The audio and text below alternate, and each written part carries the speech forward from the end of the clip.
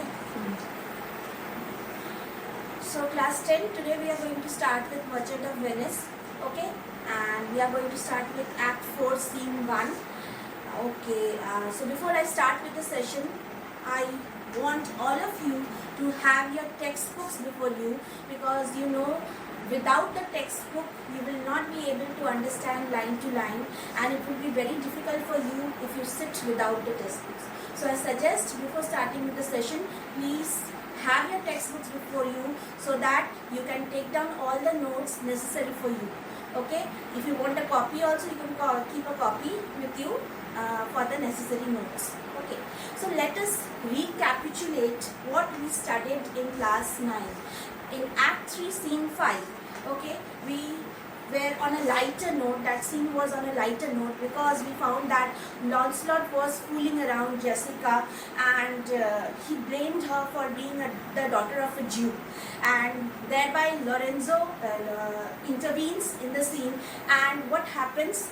He asks, Jessica about how did she find Portia. So Jessica tells that no one in the world can actually be equal to Portia. No one is equally so much valuable as like Portia. So the scene ended, okay, and we find that it was there, that scene and the scene which we are going to study now today, it is a contrast. These two scenes, it is a complete contrast between, because this trial scene which we are going to study today, it is a very, very important scene of the play, and you have to concentrate really in order to study this scene. So here we will find, just to give you start with the summary of the scene, we find here that all the main characters of the play, that is Antonio, Shylock, okay, Bassanio, as well as Portia and Nerissa, who are disguised as a lawyer and a clerk, they are coming here in the courtroom to save the life of Antonio.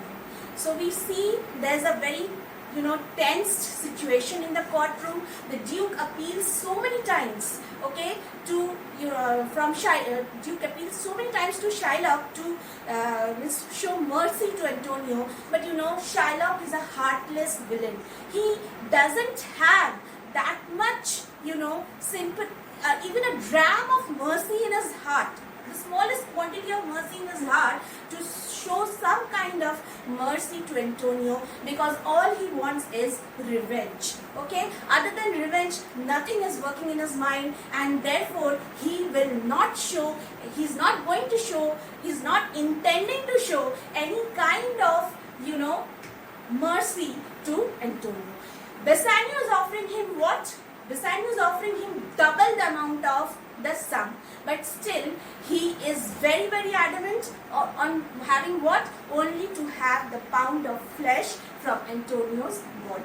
So here again we find Portia, after she disguises herself as a lawyer, she also tries to move the heart of Shylock. How? By giving the quality of mercy speech. She tries to move Shylock's heart. But is that really possible? Shylock is, very, very stubborn, and he doesn't want to hear to anything, any plea of anyone. Okay? He just is adamant on having what? He's just adamant on having his revenge. Okay? So let us go on with the scene. Please take a pencil in your hand and take down all the necessary notes. Okay? So as most of you who are familiar with me in class must be doing so. So before I start, I hope you are having your copies. So let us start with the scene line by line. Venice, a court of justice. Enter the Duke, the Magnificos, Antonio, Bassanio, Bresciano, Salerio, and others. So please remember who all are there in the scene. Okay? So first, Duke, what is Antonio here? So the Duke asks the other members who are present in the courtroom that is Antonio present? Okay, Antonio, ready. So please your grace. So yes, I am all already ready for the proceedings of the court. Duke, I am sorry for thee. Thou art come to answer a stony adversary, an inhuman wretch, incapable of pity, void and empty from any dram of mercy. So the Duke is really very sorry, children. Why he is sorry? Because Antonio is a very good man, and he feels sorry that Antonio is in such a miserable condition right now. Okay, so he is telling that I am feeling very sorry for you because his hands are also tied. He cannot do anything for Antonio. Okay, so thou come to answer. So he is telling that you have come here to defend yourself against what? A stony adversary. A stony adversary means a hard-hearted opponent. Please remember the phrases, children. These phrases are very, very important. Questions can come in exam. What do you mean by stony adversary? So please, stony adversary means a hard-hearted opponent. Okay? An inhuman wretch, incapable of pity, void and empty from any dram of mercy. So inhuman wretch means miserable, unfortunate. Okay?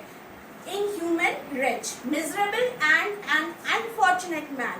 So incapable of pity. So he doesn't have anything within himself. What? Any emotions within himself except of hatred. Okay? He doesn't have any sympathy for Antonio. Void and empty from any dram of mercy. Means his heart is what? His heart is extremely, his heart is full of malice. His heart is only full of malice and hatred for Antonio, and it doesn't have what? A single drop of mercy in his heart for Antonio. Dram of mercy means the smallest quantity of mercy. Antonio, I have heard your grace have taken great pains to qualify his rigorous course. So Antonio is talking to the Duke right now. He's saying that I already know what you have tried to do for me. You have already made a certain number of pleas for me. Okay, but all your pleas, all your convincing capability fails before this hard-hearted adversary. But since he stands obdurate means adamant. He is very, very strict on carrying on his, judgment. Okay, so you have plead so many times to Shylock to show some mercy to me, but nobody is able to move him from his stern ground, and that no lawful means can carry me out of his enemy's reach. So no one, no legal means can actually save me from what? From his sternest measures. I do oppose my patience to his fury, and am armed to suffer with the quietness of spirit the very tyranny and rage of his. So I am ready, my lord. I am already prepared. Armed means I am already prepared to face this cruel adversary. Okay, with a quietness of spirit. Quietness of spirit means a quiet and gentle spirit. Okay, who is having a lot of humbleness, a lot of humility in his heart, and one who has what?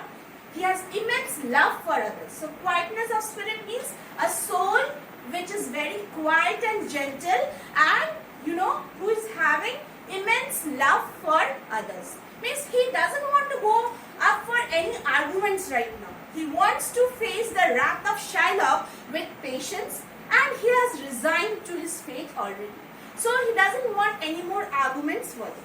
To suffer with the quietness of spirit, the very tyranny and rage of his. So what he's saying? That I'm ready, my lord. I'm already ready to do what? I'm already ready to bear the pangs of my misery. I'm already ready to bear the pangs of my miserable fortune now, because I know no one on earth can actually move Shylock. Okay, the very tyranny and rage of his. Okay, so tyranny means, children, what? Tyranny means something cruel. Okay, who's very cruel and who is using what? His unreasonable control or power. So who is that man here now? Shylock. Shylock is doing what? Shylock is, actually taking advantage. Shylock is doing what? Shylock is doing he's actually taking advantage of the situation, and he has put Antonio in his trap. So we move on to the next page, children. Duke, go on and call the Jew into the court. So what does the Duke say? Okay, let us follow the proceedings now. So call Shylock into the court. Celebrate. He is ready at the door. He comes, my lord. Enter Shylock. Duke, make room and let him stand before our face. So give him space and let Shylock stand before me. Shylock, the world thinks, and I think so too, that thou but leadest this fashion of thy malice to the last hour of act. So he says that, Shylock, what I think, what is my belief, and what is the world's belief also, let me tell you that whatever we are thinking right now in our hearts is that whatever cruelty you are showing, towards Antonio, okay, till this time before the judgment of the case, okay, and then it's thought thou shalt thy mercy and remorse most strain. So what we are thinking, that you will change your heart just at the final moment.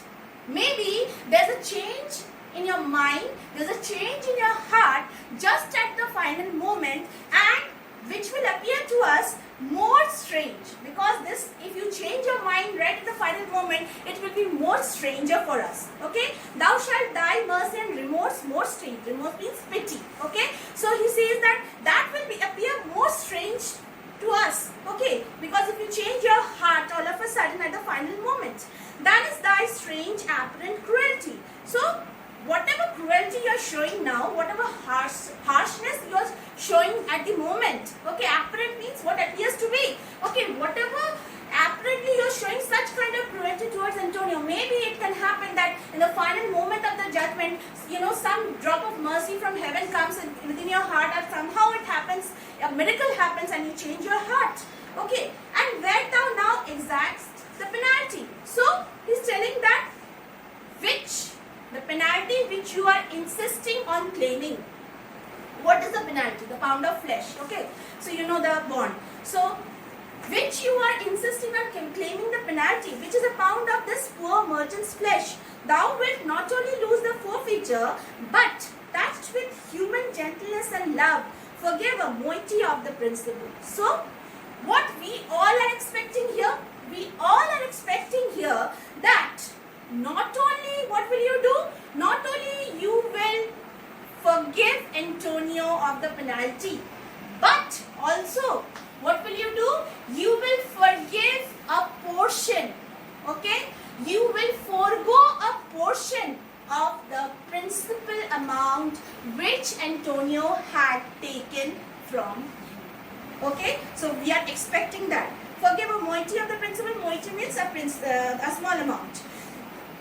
Glancing an eye of pity on his losses. So you can see how much Antonio is burdened already with his losses. We have all read in class 9, children, that Antonio's ships, they are all shipwrecked, isn't it? So they were sailing in different directions, one to Tripolis, one to Indies, one to England, but all his ships are shipwrecked now. So he says, seeing his losses currently at the moment, you have to show, I think, you should show some kind of pity. Maybe you are feeling sorry for Antonio, that have of late so huddled on his back. So you know already that how much Antonio is burdened with what? With so many losses. Huddled means accumulated. Okay? So how many losses have already accumulated on his shoulders? Okay, and it will be so difficult for Antonio. It will be so difficult for Antonio to pay back his losses. Okay, and now to press a royal merchant down. So it is enough. These losses are enough to put the royal merchant down and pluck commiseration of his state. So these are losses. This condition of Antonio is enough. Enough to do what? Enough to draw pity. Love commiseration means draw pity. Okay? From brassy bosoms and rough hearts of flint. Very, very important line, children. Please underline this. And you know, this line comes in exam very often. Okay, so this reference is very, very important. Please mark it. Okay, and keep it in your book. So understand this line very, very carefully. From brassy bosoms. Brassy bosoms means hearts. You know what is a heart? Hearts which are very, very hard. Bosom means heart. Okay, children? So, brassy bosoms means hearts as very hard as stone. Okay, and rough hearts of flint. So, rough hearts of flint means rough, stony hearts. Rough hearts of flint means rough, stony hearts. Okay? From stubborn Turks and Tartars, never trained to offices of tender courtesy. So, he's telling that, you know, just like whom? Just like whom? Just like the Turks and Tartars. Now, who are the Turks and Tartars, children? Turks and Tartars, they are the Asiatic races. They are the Asiatic races whom the Elizabethans, you know, Elizabethans thought that they are very, very uncivilized. They are devoid of any manners. They are devoid of any mannerisms, okay? And they are untrained. So they are uncivilized people. They do not have any manners. They do not have any etiquettes. And you know, therefore, he is comparing, actually, you know what he is doing here? The Duke is comparing Shylock to whom? The Duke is comparing Shylock to the Turks and Tartars. So he is telling that you know, you are acting as if you are a Turk and a Tartar. Okay, to offices of tender courtesy, we all expect a gentle answer due. So he says that those people, they are never trained to show mercy towards other people. They are devoid of sympathy. They do not have any emotions in their heart, and thereby they are untrained. Okay, so you don't act like them, please, and therefore we all expect you to change your mind at the final moment and give us a positive answer. Okay, Shylock, I have possessed your grace of what I purpose, and by your holy Sabbath have I sown to have the due and forfeit of my bond.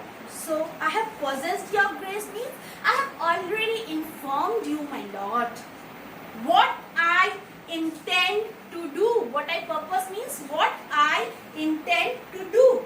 And by your holy Sabbath have I sown. Now, Sabbath, children, what is Sabbath? Sabbath is the 7th day of the Jewish week. It is given in your book also. You can just check for the notes. Okay. So, 7th day of the Jewish week, which is Saturday. So, that is Sabbath. So, what he is doing? He is telling that I have sown. I have already taken an oath by the Sabbath that to have the due and forfeit of my bond. So, I have already made up my mind. I have already sown to the Sabbath. What? That I will have my bond in any case. Okay. If you deny it, let the danger light upon your charter and your city's freedom. So, if you deny me my justice, if you deny me my justice, then what will happen? Let the danger light upon your charter. So, let whatever be the consequence, whatever be the consequences, who has to face? The danger has to fall upon whom? Upon the charter. Now, what is charter? The charter is a legal document. Okay, charter is a legal document by which Venice was given independence. Okay, so if you deny me freedom, then your country's freedom will also be disappearing. Okay, so if you deny me freedom, your country's freedom will also be disappearing. You will ask me, why I rather choose to have a weight of carrion flesh than to receive 3,000 ducats? I will not answer that. So, he is telling that you will ask me that why do I choose to have what? A carrion flesh. Carrion means what? Rotten. Okay. What will I gain? What will I gain if I take a pound of rotten flesh from Antonio's body instead of the 3,000 ducats? You want to know that?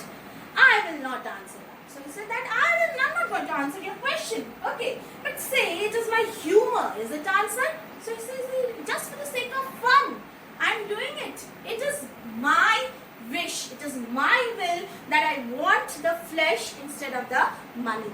Is that question sufficiently answered? Is that your answer? Did you get your answer now?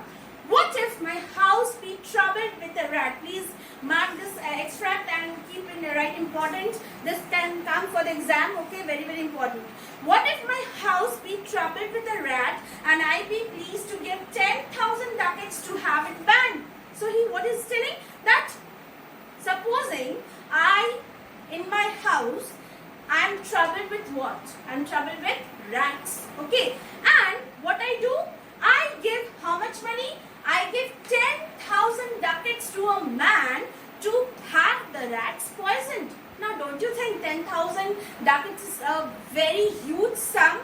Okay, it is really a very huge sum, and in order to do what? A foolish job like, killing the rats. So he's telling that, what if I give 10,000 ducats in order to poison the rats? Okay, to have it banned means to have it poisoned. What are you answered yet? So that's my answer to your question. Did you get your answer? Some men there are love not a gaping pig. There are so many different kind of men in the world. Some like this, some like that, some they do not like this, and some they do not like that. So what is the matter? Some of the people in the world, they do not like a gaping pig. Now what is a gaping pig, children? Gaping pig, gaping means mouth open. Okay, so some of the people, they do not like the pig's head, which is roasted, whose mouth is open. They do not like to have that. Some that are mad if they behold a cat. Some, if they see a cat, they go mad. They cannot, control themselves when they see a cat. And others, when the bagpipe stings in the nose, cannot contain themselves. And a few of them are there who cannot, actually bear what? Bear the shrill noise of the bagpipe. Okay, bear the shrill noise. Now what is a bagpipe? Bagpipe is a musical instrument, children, which is blown, okay, which is played by air. So some of them they are there in the world who cannot actually bear the noise of the bagpipe. Okay, cannot contain themselves means cannot control themselves. For affection, mistress of passion, sways it to the mood of what it likes or loathes. So what is telling? Because what happens? Sometimes, our personal affection is the ruler of our passion. Because whatever is our personal interest, whatever is our personal inclination, we are actually bent through our personal inclination, and that is how our passion is guided. Isn't it, children? So supposing what happens? If you don't like to have an ice cream in the winter season, would you actually go for an ice cream? No. Isn't it? In winters, we generally don't like ice cream, so we will never go and have ice cream in the shop. So, thereby, just like that, we are ruled by our what? We are ruled by our instinct, we are ruled by our inclination. So, just like that, he is telling that, our personal inclination is overruled. Overruled by what? Overruled by our passion. Okay, in order to like or dislike something. Okay, so now for your answer. As there is no firm reason to be rendered why he cannot abide a gaping pig, why he, a harmless necessary cat, why he, a woolen bagpipe. So, I cannot give you any fixed answer as to what I like and as to why I like and why I dislike. There's no actual answer to that. Some of the people in the world, they do not like a cat. Some of the people in the world do not like a gaping pig. Some of the people in the world, they cannot like a bagpipe. So what? What if they don't like? Okay.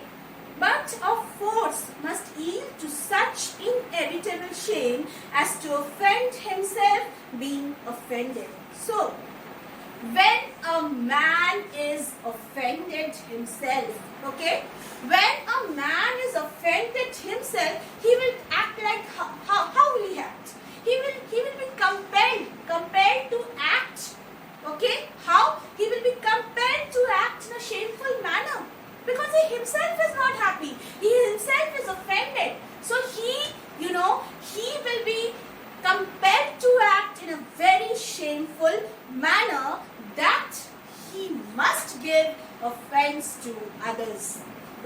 clear, children? Is to offend himself being offended. So can I give no reason, nor I will not. More than a lodged hate and a certain loathing I bear Antonio, that I follow thus a losing suit against him. Are you answered?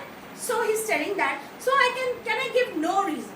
So I do not want to give any reason as to why I want that carrion flesh. Carrion flesh means the rotten flesh from Antonio's body instead of the 3,000 ducats. Nor will I not. I wish not to give you any kind of qualitative answer, because it is my own wish not to give you the answer. More than a lodged hate. Lodged hate means more than a deep-rooted hate. Okay, and a certain loathing. Loathing means hatred. I have a certain kind of hatred towards a man. So therefore, I want to take that pound of flesh from, Antonio's body. A losing suit against him. So, a legal case. Losing suit means what? This is a legal case. Okay. His bond is legal. His ways are legal. He's not doing anything illegally. So, this legal case, what will happen? Where he will lose his money. And what he will gain? His revenge. Are you answered? So is that sufficiently answered? So these reasons, children, please remember these reasons. Please remember the examples. Okay, what all Shylock gives in order to answer the Duke's question, in order to take revenge from Antonio. This paragraph is very, very important. So please keep in mind, and the reference of the Turks and the Tartars. So as of now, I'm ending this session. We'll continue in the next session, in the next class. So please revise and come for the next session. Thank you.